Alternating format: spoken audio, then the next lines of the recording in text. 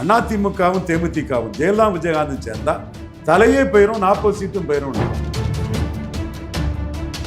அந்த அம்மாவையும் விஜயகாந்தையும் கூட்டணியா சேர்த்து விட்டுருவாயா, அப்ப நம்ம 40 பேருமையா, ராமதாஸ் இல்லைன்னாலும் பரவாயில்லன்னு டாக்டர் ராமதாஸ அதிமுக மடியில கட்டிட்டாரு. ஆனா விஜயகாந்த் சேர்த்திருந்தா 40 பேருக்கு நம்ம ஒரு ஆர்குமெண்ட் வச்சோம். அதுல ராமதாஸை வீழ்த்தக்கூடிய அந்த இதுல நம்ம அறிவு ஆற்றல் திறமையில ஜெயித்துட்டோம். 2006ஆம் ஆண்டு ஜெயலலிதாவும் ஜெயலலிதாவை சார்ந்தவர்களும் திருமாவளவனுக்கு ஒரு அந்தஸ்து வரக்கூடாதுன்னு நினைச்சாங்க. விஜயகாந்த் திருமாவளவனை சேர்க்க விரும்பவே இல்லை, பலத்தை நிரூபிக்க தான் விரும்புறாரு.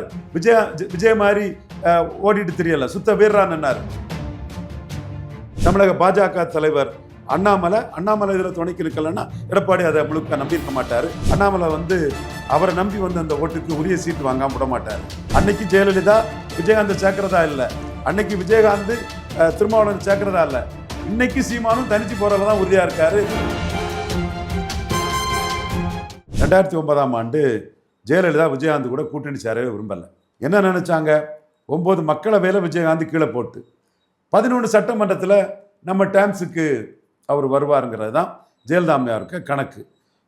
மக்களவையிலே அவரை சேர்த்து 5-6 எம்பி ஆனால் 11 சிஎம் கேண்டிடேட்னு போயிடுவார், எம்பி கிடைச்ச தெம்பில் போயிடுவார், நம்ம மாட்டிக்கிடுவோங்க தான் ஜெயலலிதா கணக்கு போட்டாங்க. இதுதான் யதார்த்த நிலைமை. ஆனால் கலைஞர்கிட்ட நான் எப்படி அதை ப்ரெசன்ட் பண்ணேன்னா, ஜெயலலிதாவும் பாமகவும் சேர்ந்தா உங்களுக்கு ஒரு கை விரல் போயிடலாம், 4-5 சீட்டு போயிடலாம். ஆனால் அதிமுகவும் தேமுதிகவும் ஜெயலலிதா விஜயகாந்த் சேர்ந்தா தலையே போயிடும், 40 சீட்டும் போயிடும்னு. கலைஞர் நீண்ட நாள் வாழணும்னு அன்னைக்கும் ஆசைப்பட்டவங்க தான் நீண்ட நாள் வாழ்ந்தார். அது அந்த இதில் நான் அந்த 40 சீட்டும் போயிருங்கிறதுக்காக கடுமையான வார்த்தையை முத்தமிழறிஞர் கலைஞர்கிட்டையே நான் வச்சேன். அவருக்கு என்ன தெரியும், உடனே அவர் கூட இருந்த மற்ற ஆட்களையோ அந்த நாடார் வக்கீல் இப்படி சொல்கிறான் ஐயா, அவன் விஜயகாந்த் ஆஃபீஸில் காத்து கிடந்து அந்த அம்மாவையும் விஜயகாந்தையும் கூட்டணியாக சேர்த்து விட்டுருவாயா, அப்போ நம்ம 40 பேருமையா, ராமதாஸ் இல்லைன்னாலும் பரவாயில்லன்னு டாக்டர் ராமதாஸை அதிமுக மடியில் கட்டிட்டார். அதுதான் 2009 ராமதாஸ் அவ்வளோ சீற்றும் தோக்க காரணம். அதே மாதிரி நம்ம கை விரல் போகுங்கிற மாதிரி ராமதாஸை பயன்படுத்தி தென் சென்னை, திருவள்ளூர், விழுப்புரம், சேலத்தில் செம்மலை அண்ணன், மயிலாடுதுறை, திருப்பூர், அந்தியூர் பவானி வன்னியர் ஒரு 6-7 சீட்டு ஜெயலலிதா சேர்த்துட்டாங்க. ஆனால் விஜயகாந்த் சேர்த்திருந்தா 40 பேருக்கு நம்ம ஒரு ஆர்குமெண்ட் வச்சோம். அதுல ராமதாஸை வீழ்த்தக்கூடிய அந்த இதுல நம்ம அறிவு ஆற்றல் திறமையில ஜெயித்துட்டோம். அப்போ நம்ம அன்னைக்கு தான் ஐயா தாண்டிங்க நாடார் அந்த ஜீப் போட்டு இறக்கி விட்டு என்னைக்கும் வன்முறை சிந்திக்க கூடாது, வன்முறை சிந்திச்சா நீ தோத்துட்டேன்னு அர்த்தம், வன்முறைக்கு அதுக்குள்ள ஆள் இருக்கான், அவன் வெடிகுண்டு துப்பாக்கி கூட அவன் போயிட்டான், நீ இந்த எண்ணத்தை சிந்திக்க கூடாதுன்னு என்னைக்கு நம்மளை தயார்படுத்தினாரோ அந்த அரசியல் ஆற்றலையும் அறிவிலையும் டாக்டர் ராமதாஸை சான்ஸ் எடுக்க முடியாதுங்கிற புள்ளிய கலைஞர் மைண்டில் அதை ப்ளே பண்ணி அவர் சான்ஸ் எடுக்க முடியாது, இந்த நாடார் வக்கீல் ஜெயலலிதாவையும் தேமுதிகவும் சேர்த்து விட்டாலும் சேர்த்து விட்டுருவான், அப்போ நம்ம 40 பேருங்கிறதுல பாமகவை நம்ம அதில் தோக்கடிச்சு காட்டணும். இது சான்ஸ் எடுக்க முடியாதுங்கிற புள்ளியில் பெரிய புள்ளி. அதே மாதிரி இன்னொரு சான்ஸ் எடுக்க முடியாதுங்கிற புள்ளி 2006ஆம் ஆண்டு ஜெயலலிதாவும் ஜெயலலிதாவை சார்ந்தவர்களும் திருமாவளவனுக்கு ஒரு அந்தஸ்து வரக்கூடாதுன்னு நினச்சாங்க. நான் சண்முகன்னு முக்குளத்தூர் சமூகத்தை சேர்ந்த என் தம்பி ஒருத்தங்கிட்ட தினமலரில் ஒரு ஹிட்டிங் பண்ணுறேன். 30 தொகுதிகளில் விஜயகாந்தும் திருமாவளவனும் சேர்ந்தா அதிமுக 3வது பேருன்னு ஹெட்லைன் நியூஸ் நம்ம டேட்டாவோட தொகுதியோட போட்டுட்டான். சண்முகம் அடிச்சுட்டான், பதறிட்டாங்க ஜெயலலிதா. ஆனால் உண்மை நிலைமை என்ன, விஜயகாந்த் திருமாவளவனை சேர்க்க விரும்பவே இல்லை, பலத்தை நிரூபிக்க தான் விரும்புகிறாரு. விஜய் மாதிரி ஓடிட்டு தெரியல, சுத்த வீரரான்னாரு. ஜாதி கட்சியோட கூட்டணி இல்லைன்னாரு அவர். ஆனால் ஜெயலலிதா விஜயகாந்தும் திருமாவளவனும் சேர மாட்டாங்கிறது சான்ஸ் எடுக்க முடியாது. அப்போ டக்குன்னு திருமாவளவனை கூப்பிட்டு அவங்களுக்கு சீட்டை கொடுத்துட்டாங்க. ஸோ சான்ஸ் எடுக்க முடியாதுங்கிறது புள்ளியில் எடப்பாடி சுற்றி இருக்கிறவன் 1000 பேர் சொல்லுவான். நம்ம எடப்பாடி மைண்டில் ரேட்டில் பண்ணி அவரை மன வலிமை இழக்க செய்து சீமானை காட்டி அப்படி இழுத்து மோடிக்கிட்ட 19.4% வாக்க மோடி மோடி ஓட்டாக கொண்டு வந்துட்டோம்.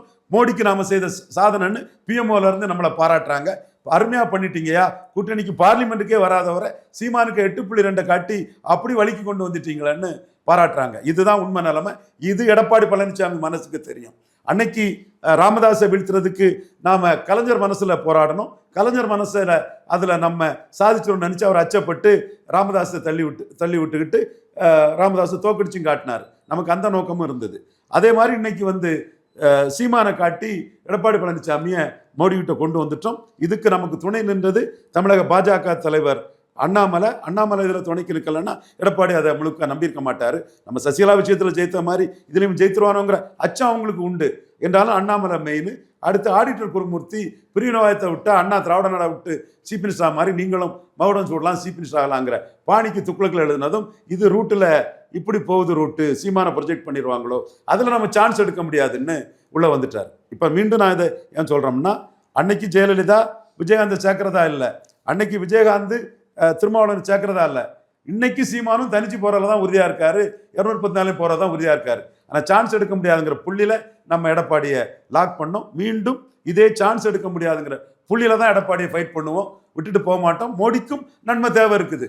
நம்ம தான் சிபிஎம்முக்கு எதிராக நியூட்ரலைஸ் ஆன்டி மோடின்னு சொல்லிக்கிட்டு மோடிக்கு ஆதரவாக வரக்கூடிய எடப்பாடி பழனிசாமியை மோடி நன்மை கண்மி வரவேற்கணும். வாருங்கள் எடப்பாடி பழனிசாமி ஐயா அவர்களை வாழ்த்துகிறோம், எடப்பாடி பழனிசாமி அவர்களேன்னு அவர் வாழ்த்தணும், வரவேற்கணும். ஆனால் எங்களை கண்டு பயந்து ரேட்டில்ட் ஆகி தான் வந்தீங்க, எங்கள் ஸ்ட்ராட்டஜியில் விழுந்து தான் வந்தீங்கிறதையும் நம்ம மோடிக்காக வெற்றி பெற்றங்கிறதையும் காலரை தூக்கிக்கிட்டு ஜம்முனி கேட்கவும் செய்யலாம். அப்போ என்டிஏ வந்து தனித்து தான் நின்று அந்த 234 தொழில் நீங்கள் தனித்து தான் இருக்கிறாங்க. நிறைய கணக்குகளை வந்து கரெக்டாக கச்சிதமாக சொல்கிறீங்க, இது நிற்கும் அப்படின்னா முதல் விதையை நீங்கள் தான் போட்டீங்க. இந்த ஒரு கணக்குகள்லாம் சொல்லி ஒரு ஒரு பிரளயமே வெடிச்சிச்சு. ஏன்னா இந்த கணக்கு இப்படி சேர்ந்துருமா, இந்த கூட்டணியோட என்டிஏவோட கண்டிப்பாக சீமான் வருவார்களால அந்த டாக்லாம் சிஎம் கேண்டிடேட்டா வருவாங்க, இதெல்லாமே பேச வச்சுட்டு திடீர்னு பார்த்தா ஒரு என்டிஏ கூட்டணியில் வந்து எடப்பாடி அவர்கள் அரட்டிட்டோம் மறந்துட்டாரு, ரேட்டில்ட் ஆயிட்டாரு. என்ன சொன்னாரு ஐயா கேபி முனிசாமி, பெரியாருக்கு பாரதத்தை குடிச்சோன்ன கேபி முனிசாமியை வர வச்சுட்டோம். எங்க நண்பர் கேபி முனிசாமியை அப்படியே கட்டி இழுத்து போட்டு மோடின்னு வர வச்சுட்டோம். என்ன சொன்னார் சிவி சண்முகம், மத்திய அரசின் துணை கொண்டு மாநில அரசையும் மாநில அரசு துணை கொண்டு மத்திய அரசையும் சீமானை காட்டி சீமான மோடி ப்ரொஜெக்ட் பண்ணிடுவாருங்கிற அச்சத்தை உருவாக்கி அப்படி கொண்டு வந்துட்டோம். அண்ணாமலை செய்தது போல் அண்ணன் நயினார் நாகேந்திரன் தலைவராக வந்திருக்காங்க. அவரால் வந்து நிறைய செய்ய முடியுமா? தென்றலாக இருக்கிறாரு நயினார் நாகேந்திரன், மேடையில் கூட பேசும்போது பார்த்தோம். அந்த மாதிரி மக்கள்லாம் வந்து இப்போ பிஜேபியில் இருக்கிறவங்களே நிறைய பேர் வெளியேறுவதற்கான வாய்ப்புகள்லாம் இருக்கா? வெளியேற மாட்டாங்க. நயினார் நாகேந்திரன் எல்லாரையும் அரவணைச்சு போகக்கூடிய தன்மை கொண்டவர், யாரையும் எதிர்க்க மாட்டார்.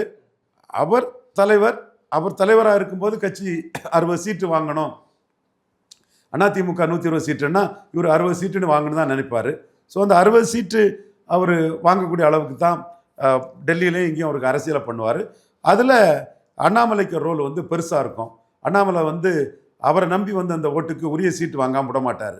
ஸோ ஓட்டு டிரான்ஸ்ஃபர் ஆகணும்னா கூட 19.4 எடுத்த ரெட்டலைக்கு 2 சீட்டுன்னா 11.4 எடுத்த தாமரைக்கு வந்து 1 சீட்டாவது இருக்கணும். 100ன்னா 50, 120ன்னா 60 குறைஞ்சபட்சம். மாநில அரசுலங்கனால குறைஞ்சபட்சம் இதை தான் நான் சொல்கிறேன். அது வரல, அது இருக்கிறது தான் ஓட் கன்வெர்டபிலிட்டிக்கும் நல்லதுங்கிறதா என்னோட கருத்து. அண்ணாமலை அதை வற்புறுத்துவார். அண்ணாமலை அதுக்குள்ள கட்சிக்காரங்களை வச்சு அதுக்குள்ள நிர்பந்தத்தை கொடுப்பாரு. ஸோ நயினார் நாகேந்திரன் தன் தலைமையில் தேர்தல் சந்திக்கும் போது கட்சி அதிக சீட்டு வாங்கணுன்னு தான் நினைப்பார். நயினார் நாகேந்திரன் அதில் தெளிவாக தான் இருப்பார், நான் உறுதியாக நம்புகிறேன். இவ்வளோ நேரம் ஒதுக்கி எங்களுக்கு பதிலளித்த உங்களுக்கு நன்றி. வணக்கம். வணக்கம் தம்பி.